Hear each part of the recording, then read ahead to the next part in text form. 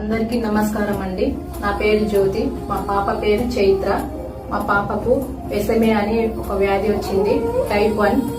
మా పాపకు ఇంజెక్షన్ వేయాలంటే 16 కోట్లు కావాలి. బాబు కృష్ణ ఎస్ఎంఏ టైప్ 1 తోటి బాధపడుతున్నాడు. 16 కోట్ల ఇంజెక్షన్ కి ఇంకా వీళ్ళకి కావాల్సినవి 9.5 కోట్లు.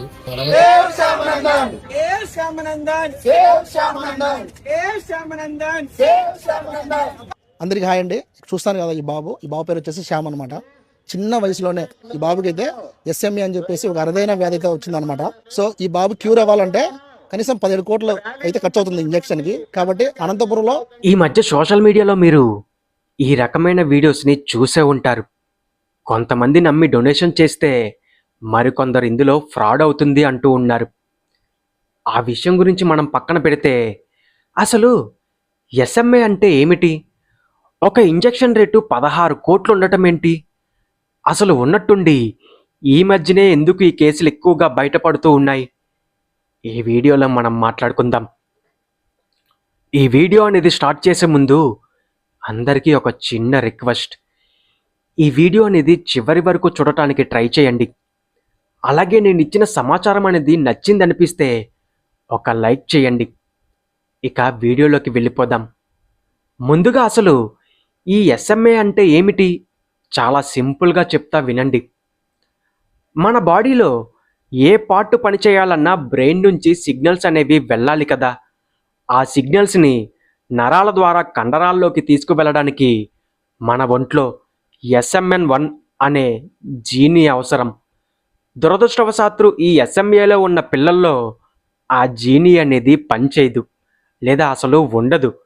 దాంతో ఏమవుతుందంటే పిల్లవాడు పుట్టినప్పుడు బాగానే ఉంటాడు. కొన్ని రోజులు గడిచే కొద్దీ నడవలేడు, సరిగ్గా కూర్చోలేడు. చివరికి ఆహారం మింగటం, ఊపిరి అనేది తీసుకోవడం కూడా కష్టమైపోతూ ఉంటుంది. ఇది ఒక జన్యుపరమైన వ్యాధి. ఇది ఒకరి నుండి ఒకరికి సోకే వ్యాధి అయితే కాదు. ఇది కేవలం తల్లిదండ్రుల జన్యువుల ద్వారా మాత్రమే పిల్లలకు వస్తుంది. తల్లి తండ్రి ఇద్దరిలోనూ ఎస్ఎంఏకి సంబంధించిన జన్యువు డిఫెక్టివ్ జీని ఉండే ఉంటుంది. వారిద్దరి ద్వారా ఈ లోపం అనేది పిల్లవాడికి వ్యాధిగా వస్తుంది. మన దగ్గర మేనరికపు పెళ్ళిళ్ళు ఎక్కువగా జరగటం వల్ల ఇలాంటి జన్యుపరమైన వ్యాధుల ప్రమాదం మరింతగా పెరుగుతూ ఉంది. సరే, ఇక్కడి వరకు ఓకే. కానీ ఈ ఇంజెక్షన్ రేట్ అనేది 16 కోట్లేంటి? ఒక సాధారణ మిడిల్ క్లాస్ మనిషి జీవితాంతం సంపాదించిన ఆ డబ్బు చూడలేడు కదా. ఇక్కడ మనం అర్థం చేసుకోవాల్సింది ఏంటంటే ఇది ఒక సాధారణ పారాసిటమాల్ ట్యాబ్లెట్ లాంటిది కాదు. ఇది ఒక జీన్ థెరపీ. అంటే ఆ పాప శరీరంలో పనిచేయని జీన్ స్థానంలో ఈ ఇంజెక్షన్ ద్వారా ఒక కొత్త రకంగా పనిచేసే జన్యువును నేరుగా డిఎన్ఏలోకి పంపిస్తారు. ఆలోచించండి, ఒక మనిషి డిఎన్ఏ స్థాయిలో మార్పులు చేయడం అంటే అది ఎంత పెద్ద సైన్సో. దానికి తోడు ఇది ప్రతి నెలా వేసుకునే మందు అయితే కాదు, లైఫ్లో ఒకే ఒక్కసారి వేసే ఇంజెక్షన్. దశాబ్దాల తరబడి సైంటిస్టులు పడ్డ కష్టం, $1 బిలియన్ ఖర్చు, వీటన్నిటి వల్ల దానికి అంత రేటు పెట్టారు. ఇప్పుడు చాలామందికి వచ్చే మెయిన్ డౌట్ ఏంటంటే, నా చిన్నప్పుడు ఇలాంటి వ్యాధులే వినలేదు, ఈ మధ్యనే ప్రతి ఒక్కరూ బయటకు వచ్చి మా బాబుకి పాపకి ఉందని చెప్పి డబ్బులు అడుగుతున్నారేంటి అని అనుకోవచ్చు.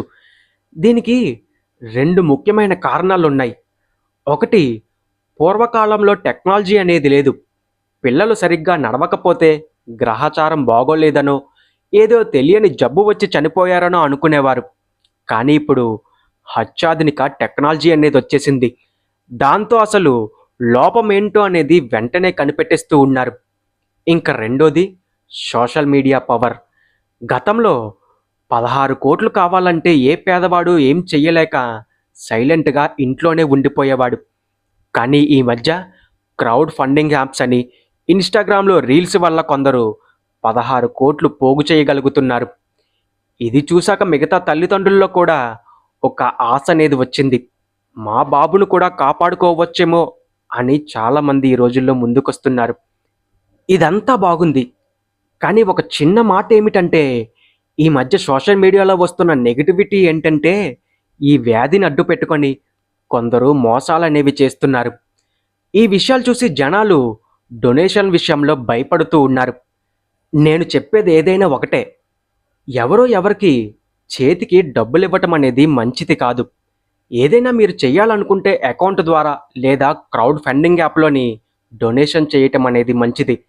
మన దగ్గర ఒక ఆధారం కూడా ఉంటుంది. అలాగే ఇంకా పిల్లల పేరుతో మోసం చేసుకున్న డబ్బు తింటే తిన్న వాళ్ళకి దేవుడు శిక్ష అనేది వేస్తాడు. నిజం బయటపడితేనే బాగుంటుంది, కానీ నిజాలు తెలియకుండా మనం దేని గురించి మాట్లాడలేం అసలు. ఫైనల్గా నేను చెప్పేది ఏంటంటే, సోషల్ మీడియాలో వచ్చే వివాదాలు, పొలిటికల్ డిబేట్స్లు పక్కన పెడితే మెడికల్గా ఎస్ఎంఏ అనే వ్యాధి నిజంగా తీవ్రమైన సమస్య. మేనరికపు పెళ్ళిళ్ళు చేసుకోవటం, ప్రెగ్నెన్సీ సమయంలో జెనెటిక్ స్క్రీనింగ్ చేయించడం వల్ల ఇలాంటి అరుదైన వ్యాధులు ముందే గుర్తించే అవకాశం ఉంటుంది. ఈ సమాచారం మీకు ఉపయోగపడిందనిపిస్తే కామెంట్లో చెప్పండి. మరొక మంచి టాపిక్తో నేను మిమ్మల్ని మళ్ళీ కలుస్తాను. Take care and bye bye.